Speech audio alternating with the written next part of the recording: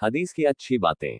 अबू सईद और अबू हुरैरा रज़ियल्लाहु अन्हुमा का वर्णन है कि अल्लाह के नबी सल्लल्लाहु अलैहि वसल्लम ने फरमाया, मुसलमान को जो भी रोग, थकान, दुख, गम, कष्ट और विपत्ति पहुंचती है, यहाँ तक कि एक कांटा भी चुभता है, तो उसके जरिए अल्लाह उसके गुनाहों को मिटा देता है। सही, इसे बुखारी एवं मुस्लिम ने रिवायत किया है। व्याख्या। इस हदीस के मायने ये हैं कि जिस मुसलमान को कोई बीमारी लगती है, दुख होता है, कष्ट होता है, गम पहुंचता है, मुसीबत पहुंचती है, तंगी और सख्ती घेरती है, डर सताता है और घबराहट घेर लेती है, तो उनमें से हर एक उसके गुनाहों का कफ्फारा बन जाता है। अब यदि वह उस पर आने वाली मुसीबत पर धैर्य रखता और नेकी की आशा रखता है, तो उसे उसका भी पुण्य मिलता है। इस एतबार से मुसीबतें दो प्रकार की बनती हैं। वन, कभी इंसान अपने ऊपर आने वाली मुसीबत के प्रतिफल को ध्यान में रखता और उस पर अल्लाह से पुण्य पाने की आशा भी रखता है। ऐसे में उसे दो फायदे होते हैं, एक तो उसके गुनाह माफ हो जाते हैं और दूसरा, उसकी नेकी में इजाफा हो जाता है।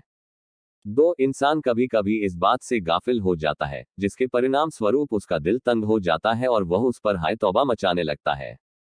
वह उस पर अल्लाह से पुण्य की प्राप्ति की आशा रखने से गाफिल हो जाता है। ऐसी सूरत में सिर्फ उसके गुनाह माफ होते हैं। इस तरह देखा जाए तो वह हर हाल में फायदे में ही रहता है।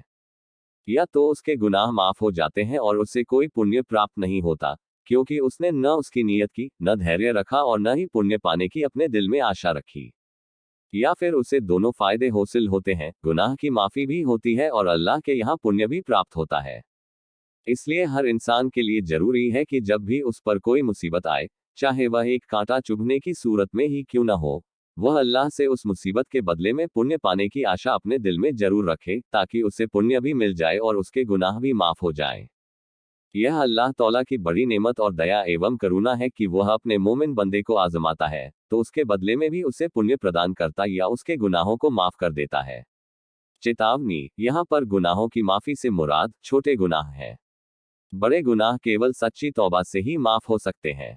अबू हुरैरा रज़ियल्लाहु अन्हु का वर्णन है कि अल्लाह के रसूल सल्लल्लाहु अलैहि वसल्लम ने फरमाया, 5 नमाजें, एक जुमा दूसरे जुमे तक तथा एक रमजान दूसरे रमजान तक, इनके बीच में होने वाले गुनाहों का कफ्फारा प्रायश्चित बन जाते हैं, यदि बड़े गुनाहों से बचा जाए। सही, इसे मुस्लिम ने रिवायत किया है। व्याख्या। 5 नमाजें अपने दरमियान के सारे छोटे गुनाहों को मिटा देती हैं। महापापों की माफी के लिए तौबा करना अनिवार्य है। उसी प्रकार जुमा की नमाज एक सप्ताह के गुनाहों को और रमजान के रोजे 1 साल के तमाम छोटे गुनाहों को मिटा देते हैं। जाबिर बिन अब्दुल्लाह रज़ियल्लाहु अन्हुमा कहते हैं कि अल्लाह के रसूल सल्लल्लाहु अलैहि वसल्लम ने फरमाया, भलाई का प्रत्येक कार्य सदका है। सही, इसे बुखारी ने रिवायत किया है। व्याख्या। इंसान के द्वारा किया गया भलाई का हर कार्य सदका है।